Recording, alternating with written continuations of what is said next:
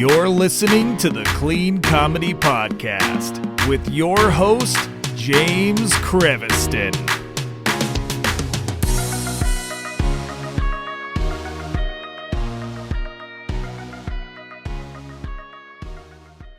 Hey, everybody. Welcome to the Clean Comedy Podcast. It's James, and I'm back today with my co-host, Mr. Glen Tickle. Glen, how you doing? Again, friend. I'm good. I'm tired is how I am. You're tired. I heard you went to Minnesota. Was it Minnesota? Is that where you went? Of several places. Okay. But I was in Minnesota yesterday morning, and I'm back in New Jersey as of like 1 o'clock today. It was yesterday. How long was that trip? Yeah.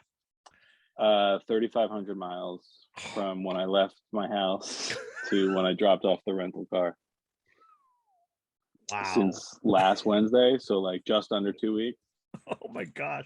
And that was that whole time you drove that during that last 2 weeks? Yeah. Holy cow. It was to Louisville for a corporate gig, up to Gutty's in Indianapolis, spent the night in Chicago with a friend, drove down to Kansas City for some shows, then up to Lincoln, Nebraska, then Gutty's in Minneapolis, and then home. Home was the worst part by far. Oh, because it was a long straight trip all the way there. Yeah. The rest of that got all kind of broken up pretty manageably, but I drove from like 8 a.m. to 11 p.m. yesterday, and then from this morning a little before 8, and I got home at like 1. Man, you're a boss. Yeah. And you got to Minneapolis. Sorry, go ahead. No, go ahead. I was just saying, I got from Minneapolis to the Pennsylvania border yesterday, and then drove all the way across Pennsylvania and home today. That is wild. Hopefully you like stopped in Philly and got a cheesesteak before you went over to the bridge in New Jersey. No, I'm further north. Oh, you're further north now. Dang. That sucks. I would love that would be my party. That's how I would do it. So that's just me. And you got to hang out with the comic doc. Yes, right? VN, who I'd actually met him briefly before, and we didn't realize that until Saturday. Yeah. The Friday show, we're like, oh, hey, nice to meet you. And then we were getting dinner before Saturday, and I mentioned going to Florida to film a set for Jokey TV. He's like, oh, I saw my friend record hers. And I'm like, who's your friend? And he's like, Rhonda Crowley? Rhonda Corey. Yeah. I knew I was going to mess her name up. I'm like, yeah, I recorded the same night as her. So I'm surprised we didn't meet, because there weren't that many people there. And then we both realized kind of exactly at the same time, like, no, we did meet. That's funny. And Vienna is in a writing group with me, like a comedy writing group with Robert G. Lee. So it's literally comedy is a small world. If you know one person, it's like the 6 degrees of separation Kevin Bacon thing. You can figure out, somebody who knows somebody that it's super weird. So that's so funny. When I saw the post on Instagram, I was like, oh my gosh, like these guys are performing together. And he's hilarious too. He's really good. Yeah. I had a great time working with him this weekend, and he bought me dinner. He's very nice. Well, he's a doctor. He better buy you dinner. No, don't. Vienna, I'm sorry. I'm sorry. Vienna. that to be fair, that was basically his reasoning, because we were sitting down, and like before we ordered, he's like, just I'll take care of dinner. And I was like, oh, I was about to make the same offer because I'm the headliner this weekend, but I will also take you up on the offer because I know that you're a doctor and you probably make more money than me. Yeah, his jokes about being a doctor are fantastic too, where it's like he's just so funny, man. I want to have him on the podcast as well. I'm working on trying to get him on there. It's been rough for us to like kind of get together, but he's so funny. He's so down to earth. He's a smart guy. It's like, holy cow. That we were talking about Watson and Crick before the show, the guys who mapped out the double helix pattern of DNA. Yeah. We had like an extensive conversation about that before. How does that even come up? He was at an event with Watson, I think, at one point. Or no, a friend of his was, and like the friend had no idea who he was talking to. He's like, how did you not just ask him 100 million questions? I'm like, because most people don't have that many DNA based questions. Like, for most people's level of understanding of DNA, like that cartoon in Jurassic Park, pretty yep. much like covers what everybody needs to know. Yep. That's me. That's what I would know. I'm like, how'd you make your DNA talk? Did you guys draw that cartoon? Wow, Yeah, you do great like you're work. an idiot. You Like, created Mr. DNA. Incredible. can you make dinosaurs too? Like, he'd be like, please leave right now. I don't want to talk to you anymore. That's awesome. And then how cold was it? Because he's from Florida. Oh God. And I saw video and pictures of his face, and he was just like, he was like, I can't. I mean, I'm from Jersey, and my face was very similar. It was Really? 2 degrees. Ugh. Yeah, that was. I think that's the lowest it got, at least when I was outside. That's Vienna's a bit where he talks about weathermen and how they can get away with being wrong, which is like a pet peeve of mine. And I normally get annoyed when I hear jokes on that premise, but I checked the weather before I left for that trip, and it was supposed to be way warmer. So I'm like, oh, I'm probably not going to bring my winter coat. And then last minute, I decided to bring it anyway. I'm like, you know what? Yeah, you can't trust them. Those weathermen, they don't know. They didn't know it was going to be 2 degrees. Yeah, that's I the almost got crazy stuck thing. in Kansas City in a snowstorm. Snowed here while I was gone. It was none of the forecasts that I looked at for that trip were remotely accurate. How do weathermen keep their job? They mess up so often. If you did that a normal job, like a normal Well, 9 they're to trying 5, to predict the future, so I think we should cut them some slack. okay, so then weathermen should just be palm. We should just pay them the same respect we pay palm readers or like Miss Cleo. You know what I'm saying? I mean, people pay a weird amount of respect to Miss Cleo. Like, she had an empire for a while until she did. got arrested. Was that how? Was Is that how it ended? Oh, I want to Am I now. I have to know. misremembering this? Didn't you go to jail for fraud because psychics aren't real and you can't just make stuff Psychics are up not over the real, but phone? I think there was something. I know there was a lawsuit, but I don't know if she actually went to jail. I just remember seeing those passed away commercials now, all the time, and maybe that's why she's not currently Yeah, working.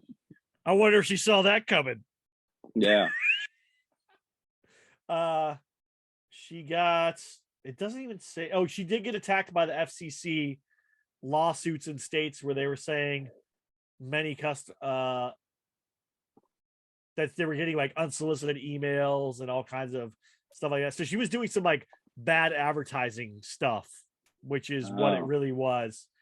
And that people were mad that when they called Miss Cleo, they weren't getting Miss Cleo, but they were getting her associates, Right. and who were actors reading some from other scripts. lady.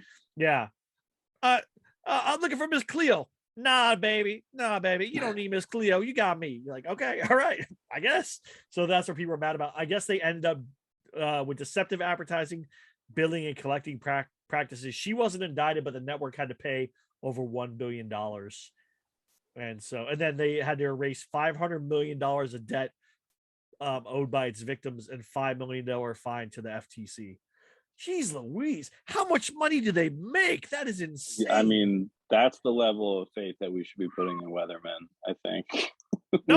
We should not. People pay they paid back $500 million of debt and were able to pay back $1 billion plus a $5 million fine. No, I want weathermen to have that money. That's what I want. Not if they're doing that bad of a job. I want Glenn Hurricane Schwartz driving around in a Maserati. He's the local weatherman down in Philly. Oh, is he? Okay. I love the weatherman names they give him. This is Steve Storm Sturge. We're coming here live. And you're like, oh my gosh. Mr. Schwartz and all his great work. At least he just puts it in the middle, and like it's obviously just a nickname. I don't like the ones where it's like, yeah, I was gonna say Johnny Storm, but that's from the Fantastic Four. There probably is a Johnny Storm like, somewhere. Yeah. You can't just use a fake name. You can throw a fun weather name in the middle there. Yeah. Also, Glenn Hurricane Schwartz always wore bow ties. I don't know if he's still on TV. He was when I was a child. He might be dead for doesn't it decades. seem like though like a weatherman and a adult film star can both make up fake names for themselves? Yeah. And it could be the same guy, by the way. System. Yeah. What street did you what street did you live on? And there's like two. What street did you live on? Something like that. I forgot pet name, I think. That was the one I always heard in college. First pet name in the street lived on. Yeah. I'm Bandit Forest. You know, Mine was Doodles Powderhorn. It wasn't like a good Powderhorn. You would think solid last solid. porn name, but Right. you can't start it with Doodles. I'm Doodle Powderhorn. No one's gonna take you seriously. That I mean, movie's not nobody getting takes me made. seriously with my actual name either, so it doesn't. That's true. That's true. Yeah, it's only slightly more ridiculous. So as the headliner for Gutties, or how did you get into Gutties? Like, was it because of dry bar stuff, or like what helped you get into Gutties, or how have you done them before? You didn't do them before, I thought. I had not done them. I did a guest spot at Indianapolis after I had already booked Dry my bar. weekends. I emailed them a couple of times. This is the boring answer. Oh, it's good. I always hear good things about them, so I would love to go do Gutties sometime. But obviously, it's like I've got to figure. You know, I have to have more material, and I have to have a name and whatever. There's no reason they're gonna like just book me for no reason. You know, They were great. We had pretty good crowds all 4 nights between the two clubs. Yeah, I had a nice time. But yeah, like I had emailed them a couple times. The first few times didn't hear anything back. If they would have, like, if I knew the headliner there on any given weekend, I would be like, hey, can you just drop my name? Because I've emailed them a couple times. right? Which isn't like, that's not a dig against them. Like I get emails I don't respond to either. Like I get it. But yeah, I mean, I am terrible at following up when I email places. Like I usually do like one and done. If I don't hear anything, I'm like, nah, they hate me. They don't want anything to do with me or my comedy. Haven't you seen the believe it's called like the best email, the world's greatest email or something like that, where you like after you email me somebody like 2 or 3 times, you email this like one phrase and it either gets somebody to respond to you or like they never do it again. But there's like a 90% success rate or something like that with it. It's like, what's it called? I think it's called like the ultimate Reply or email or something like that. we Let's kill see. this dog. No, but it's like it's the thing like it's like It was a National Lampoon reference for the listeners. yeah. Threatening a dog.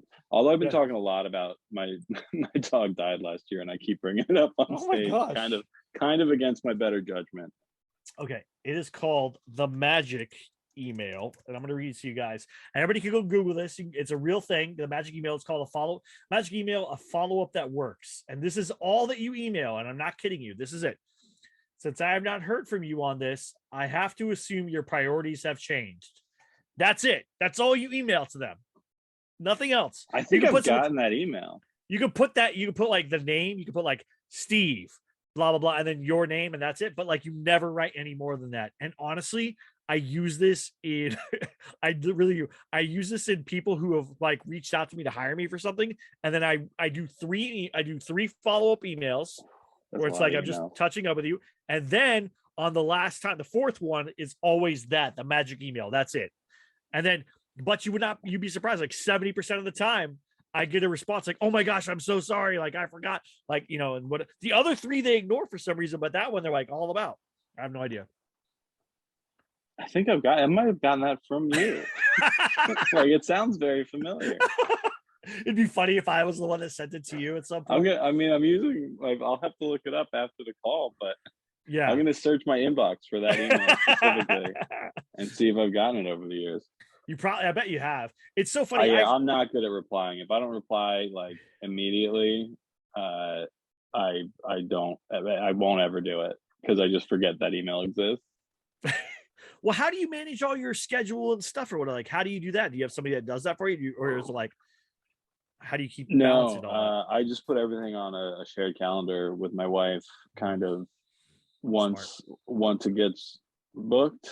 And I sometimes forget to do that. I've pretty bad ADD, and like I don't but friends of mine in Kansas City, one of the shows that I did was like a pop-up show, so they didn't know the location until 2 days before. And they were asking me, I'm like, I also don't know the location. I've never been to Kansas City. Like, we'll all find out together. But they're like, well, it says on the link that you sent me, like, starts at 7. Like, do you know, does it start at 7 or is it later? I'm like, well, it says 7, but I'm the one who put the information on that website. So let me go back in my email and double check, because I do not trust my ability to fill in information at that accuracy. I'm like, it's, I think I got the right city. I'm pretty sure, but we'll see. We'll see if I've never done it, but I'm convinced someday I'm gonna like drive to the wrong college like entirely. I'm gonna be 3 states away from where I need to be one night. I'm always concerned about that. I'm always like, man, how am I gonna I triple check everything before I go anywhere. Yeah. Oh, like when I stop for gas, I like double check that I'm driving to the right state or whatever. I was telling VN, I'm like, I did a bit where I played the violin Saturday night, and I mentioned, because I had like a set list up on stage with me, and I don't like having them, so I called it out, and I said, like, because my ADD is so bad, I had to write the word violin on a set list, because even though I drove a violin halfway across the country and brought it to this club, there's a real chance I would have forgotten to like pull it out and play it. If I didn't see the word in the middle of the set, I would have just hit 45 minutes and be like, well, all done. Have a good night, everybody. It's a good thing I brought this thing with me. Right. So you play the violin during your set? Yeah, not well, but I do. Do you not do Mr. Roboto anymore? I was gonna do him on this trip, and then my 3-year-old told me I wasn't allowed to take him, and I had to instead bring a vintage Pee Wee Herman pull string doll that Ricky Glore sent for my daughter. Like, that's awesome. 2 years ago, I think. She was going through a big Pee Wee phase. Your kids know Pee Wee is. My kids saw Pee Wee Herman, was like, who is that weirdo? And what it was all on Netflix, and my 3-year-old loved it. It's not on there anymore, so we had to buy her the DVDs recently. Which one did you buy? Pee Wee's Playhouse? Or did you buy like Big Top Adventure or Pee Wee's the Playhouse? Big Top is streaming, and we bought Big Adventure, but Big Adventure scares the kids because it's terrifying. Really? Is that the first? That's the first one though. That's an original movie, right? We had, when I was in my film production class, we had the writer of that movie come to our class and be our substitute teacher and play that movie and talk to us. You had Pee Wee Herman? No, Pee Wee didn't write it. It was Pee Wee and Phil Hartman, right? No, there's another writer on it, and I will tell you his name momentarily. Is this where you find out that you didn't know that Pee Wee's real name was Paul Rubens? No, I knew that was Paul. Dude, I knew it's Michael Varhall. He's the third writer on that list. And he wrote with them, and he was our professor for like 2 classes. And all we did was watch Pee Wee's Big Adventure with them as he told us like how they came up with this joke. And, or like, really, mostly it was like this. It was like, so this is the thing. And he like shows the scene. He's like, but Phil wrote that. And then he'd be like, da, da, da, da. But Phil wrote that. Like, it was all the funny stuff was like, Phil wrote that. It was super funny that we just watched it. And also half of my class was people my age, like 30-ish, and the other class was like 18 to 21. They had no idea what any of this was. They're like, what the heck is this movie? And why are we watching this? I love it. It was so cool. So yeah, Large Marge scares me. Like Large Marge. I bring that up when even the part in the magic shop, like that's where my kids checked out. Oh yeah. Because that's kind of spooky. And then there's like the weird shots of the clown that he changed his bike to, like that. Like, forget this. We watched Big Top Pee Wee, and she really likes the Netflix one from a couple of years ago. Yeah. I really like the opening sequence of that, where like it's showing him getting up and all the things doing in his house. Or I thought that was always cool. And then, you get the Biff-like character who's like, Pee Wee, I want your bike. And he's like, no, I'm not going to give you my bike. It's my bike. So yeah, I don't know. I grew up on Pee Wee's Playhouse, right? I did. Same, yeah. So like for me, and I used to do the word of the day and like run around my house whenever you do it. The word of the day is... It's wild when it's on Netflix and you just watch 20 episodes in a day. Like the word of the day becomes meaningless. Like she'll just watch a bunch of episodes and she's like, why is everybody yelling? I'm like, well, because when Daddy was your age, you would just, anytime somebody said fun for the whole day, you just scream and drive your parents crazy. But you just watched 8 episodes of this, so we're not keeping track of the list. Yeah, exactly right. I love that. I mean, I used to love it, and Cherry and all that. It was great, man. I might have to go back and watch that with my kids and see if they actually enjoy it. Rules. It really holds up. Like the show is genuinely so very funny. Yeah.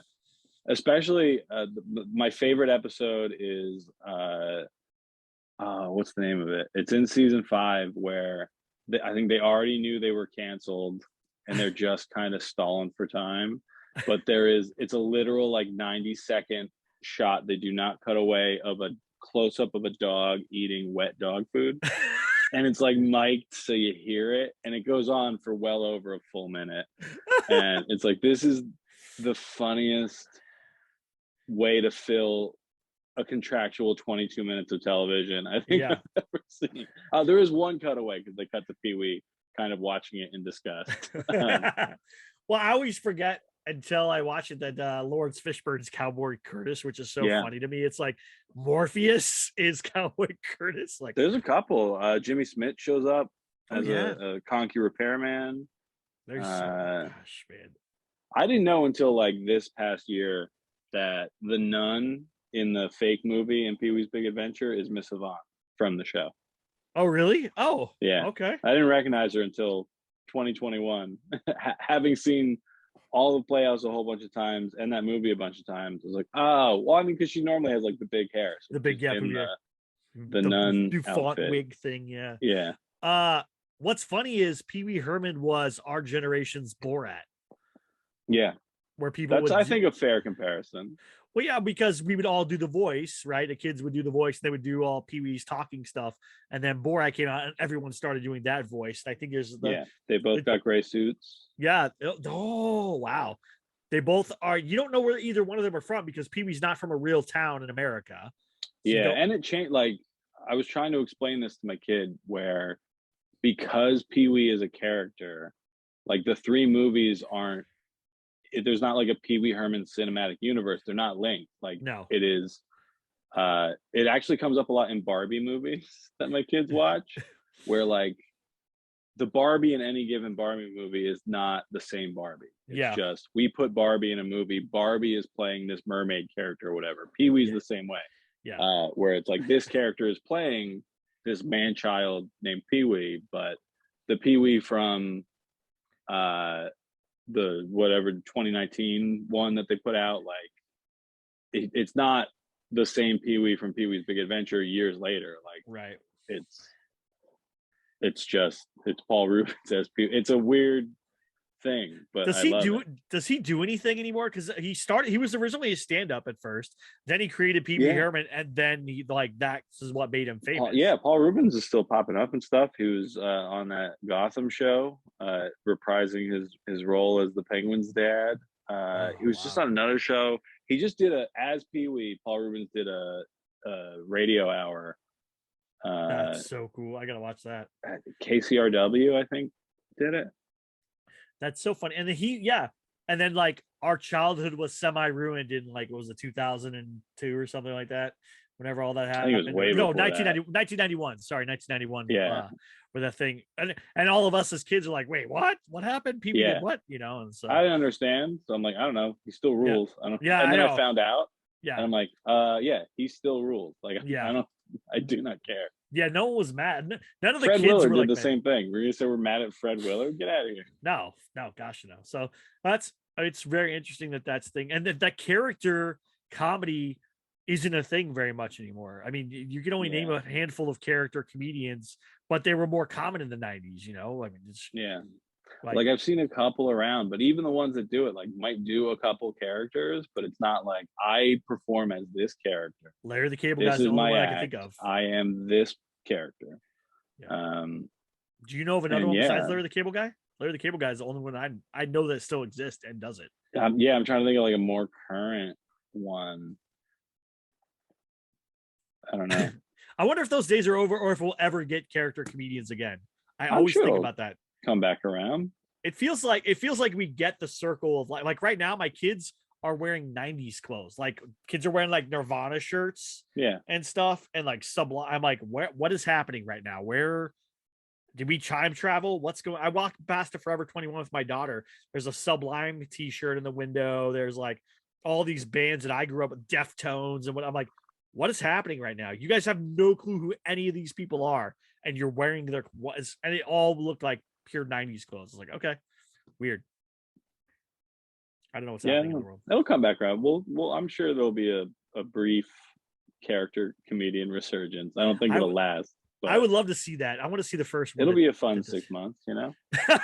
You think it'll only be 6 months? Actually, things move faster now, so I think you're right. Well, 6 that's months, the thing is like I think one or two might break through, right? and then I guess if it gets, I'm trying to think of like when's the last time that really happened after Larry the Cable Guy, but like yeah, like there were Larry the Cable Guy movies where he's Yeah, Larry the Cable Guy in yeah. whatever. I'm Operation like, Dumbo Drop or whatever and stuff. Something like that. It wasn't really Operation Dumbo, but something like yeah. that. So Witless I could, Protection, I think, or something like that was one of them. yeah, I don't. I think I watched one of them. Yeah, it was terrible. It was hard. I was Do like, not sorry. recommend. No. Well, He's I fine wonder. in Cars, I guess. Except for Cars 2, the one that is about his car. That's the worst. Not only Mayor. worst Cars movie, might be the worst Pixar movie. Yeah.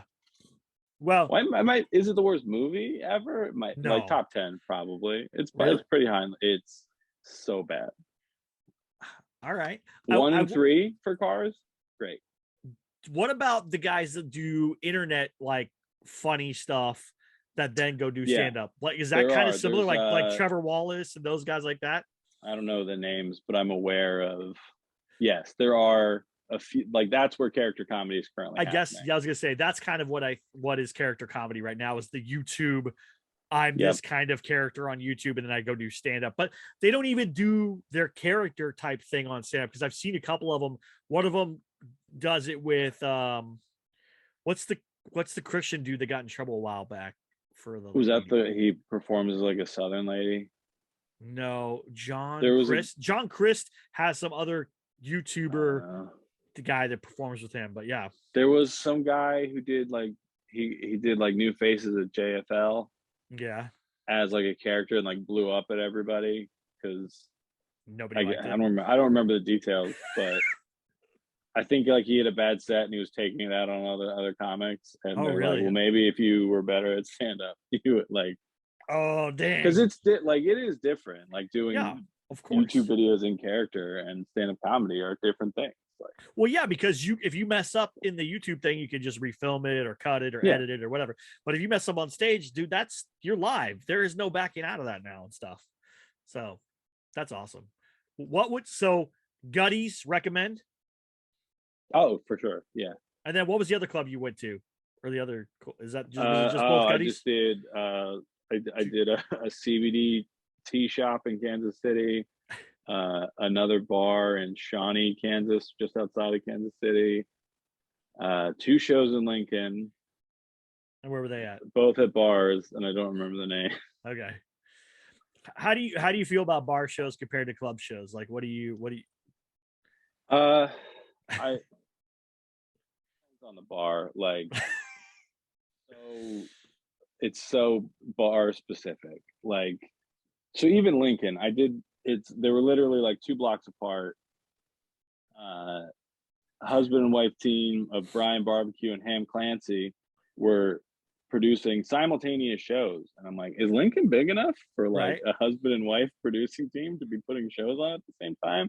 Turns out the answer is no. Everybody was at Ham's show at something Raven. That was the really nice one, so I would love to say their name if I could remember it. Something with Raven in the title in Lincoln, Nebraska. I think the second Thursday of every month they do comedy. Go check it out. There was another one that no one really came besides the comics and like the couple people who were just gonna be drinking in the bar anyway to the other one in Lincoln. But yeah, like Brian Barbecue, who I'd done an open mic with randomly months ago in Bethlehem, Pennsylvania. He put that one together, and then like it was just him, some of the other comics, like I said, like 3 or 4 people at the bar. I think more people came in later. But it's like a long room. The bar is right in the back of it. So like it's not like a separate room where performances happen. It's just all in the bar. That's what I don't like. Because even the one I did in Shawnee, like the room was really nice. Like if everybody was there just for comedy, would have been fantastic. But there's just people at the bar watching sports on mute and actively trying to talk over the comedy because they just want to have a conversation. And as frustrating as that is, I can't be mad at those guys. I'm ruining their night by being here. Like they don't want this to happen.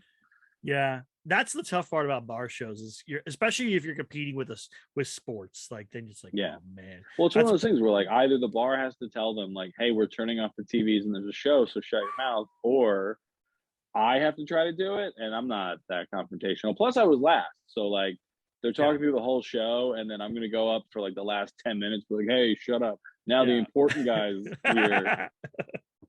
Like No, that's that good. doesn't feel great, you know. You just Well, roll with it. Like well, you just do the best you can. if Gutties ask you to recommend somebody, throw throw my name out there. Say James. Also, James. I've got a list going. Well, because I think like when Laura was there, and I was like, "Hey, tell." I emailed them, and I didn't hear anything back. Like, drop my name. And then Joel Byers was there, and I said the same thing. And then I forget, it was the end of last year, I think they reached out and we set some dates. Um, but again, I know it sounds like I'm complaining because they didn't email me back right away, but like I get it, especially like Yeah, clubs get so many emails a day from comics.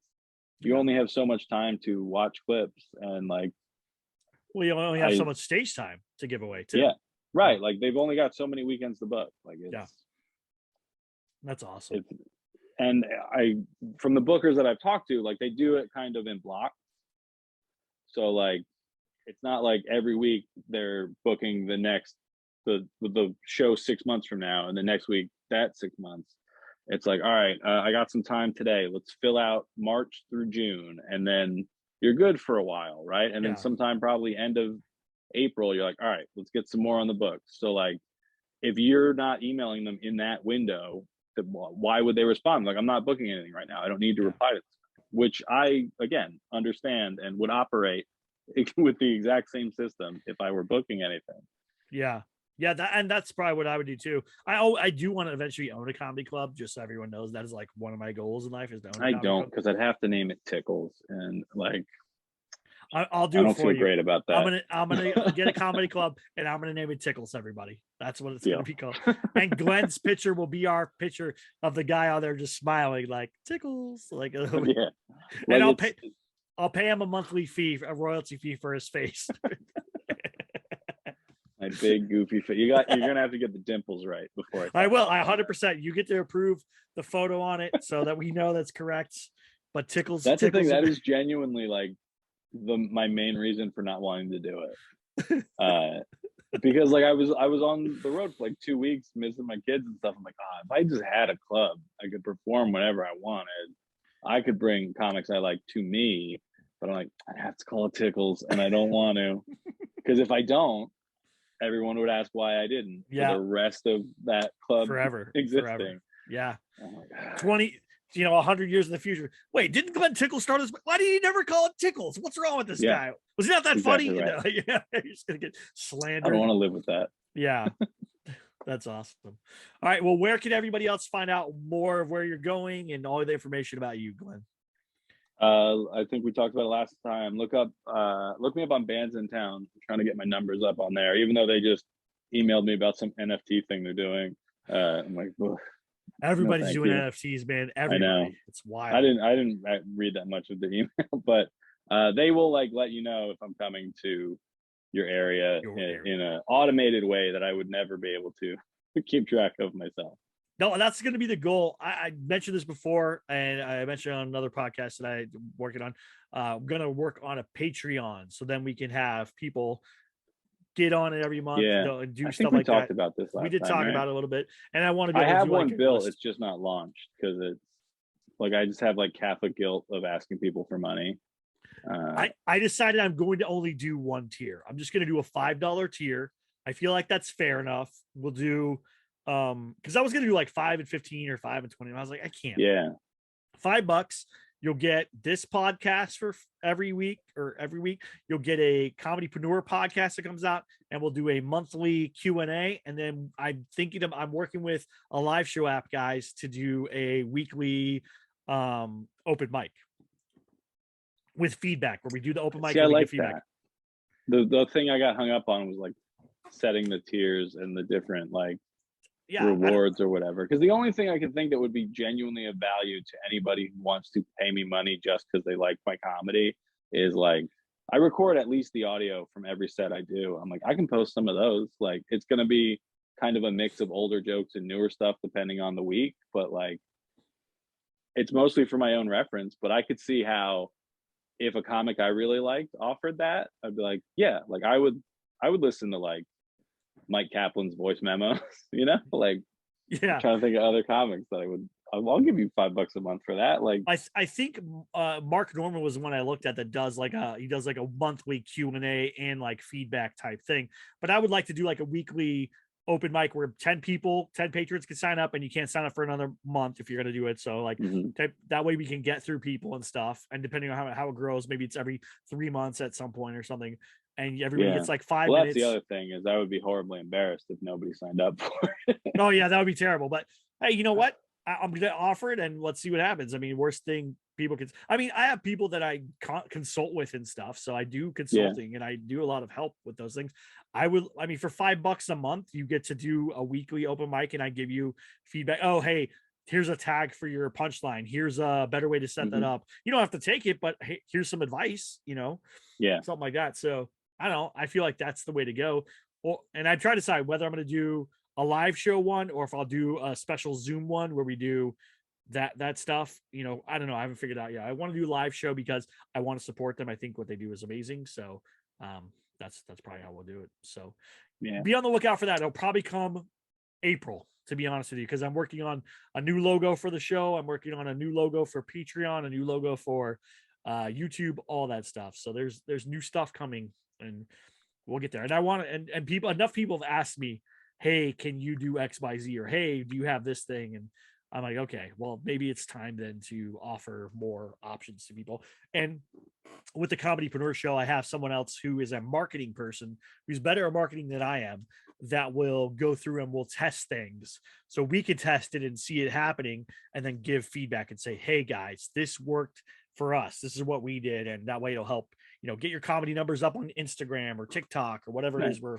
messing with. And that way it'll help. I saw a slight bump in YouTube numbers after the last episode went up. So thank you, whichever listeners got on there. There you go. It was a slow, steady climb to 1,000. That's what I'm trying to get to as well, as 1,000. And isn't the rule like if you have 1,000 loyal people, you can make $100,000 to live or something like that? Isn't that the? That's what I remember my college professor telling me that in film school, and it was like before Kickstarter was around. Yeah. Where I'm like, that's basically what that is. Like if you have 1,000 like true fans around the world, like you can have a career. Yeah. Like you won't necessarily be rich, but like you can keep putting movies out if there's 1,000 people who like will just go see everything that you do. And that's the goal, is to take the Patreon and turn it into things like doing a sketch album that we just released. Like one, we give it to all the patrons, and then we release it everywhere else. So we just make these sketches that are audio only and funny. I heard your I forget the comic you talked to about. He just Brian put Kahatsu. a sketch album out. Brian Kahatsu. Yeah. I was listening to that episode. I'm like, that's another thing that like isn't really around as much anymore. Yeah, like it used to be the National Lampoon's Radio Hour would do all that kind of stuff. Yeah, it was National Lampoon, Cheech and Chong, early Adam Sandler. Like, like it was all. I want to bring that back. That was stuff that I grew up with and loved. So there we go. That's what you're going to help with Patreon. You're going to help make more cool, crazy stuff. Because then I can go to Glenn and say, Glenn, I'll give you $50 if you record this sketch with me. Hey, Ben Knight, will you make a musical song for us for the album? Hey, Luke, will you play a new song? Or hey, David Studebaker, help me write some sketches. Whatever it is, I can go to all my friends. David Studebaker. He says hi, by the way. Did you really? Yeah. Where'd you do a virtual show when I was, I think when I was in Kansas City. It all kind of blended together. It's just hotel room after hotel room. I think it was when I was in Kansas City. You came up because it was either you or Luke. I think he saw like the day before. Oh, okay. The show, and whichever one it was said my name when they were at Disneyland. And then like the next day, then the next day he's like, I'm doing a show with that guy. Like, like that's what happens when you like summoned me. When you say my name in Disneyland, I just appear in your awesome. Zoom. And that's people right there. That's why I make friends with as many people as I can, because I love that there's always those connections. I talk about somebody and boom, something happens. I want good things out in the he world. and I did a everybody. corporate Zoom together. Perfect. That's so awesome. He was really good. Well, Glenn, thank you so much. Thank you, everybody, for listening. Go check out Glenn's stuff on YouTube. Let's get him to 1,000 too. This podcast to 1,000, Glenn to 1,000. We'll do Patreon. We'll make cool stuff. You guys will be the first ones. And I'm going to do cool things. I'll actually post stuff to YouTube. There you go. When I get those numbers up. I'll put patrons' names as producers in things that we make. Like, I don't care. I want to help everybody. And I love people like supporting us. And so I'm willing to do whatever. So I won't include patrons' names on the list in Jerk the Magazine of the 100 biggest jerks in the world. If you support me or James on Patreon, you are off the list. No, but what if they want to be on the list? Then they get one spot higher than I would have probably put them. Everyone, all the patrons are 99. That's it. Yeah. Awesome. Well, thank you guys so much for listening. Glenn, thank you so much again for being here. Thank you, Always everyone. A pleasure. Please like, subscribe, go give us some feedback, go give us some reviews on iTunes and all the other stuff out there. And thank you again. Have a great one. We'll talk to you soon. Bye.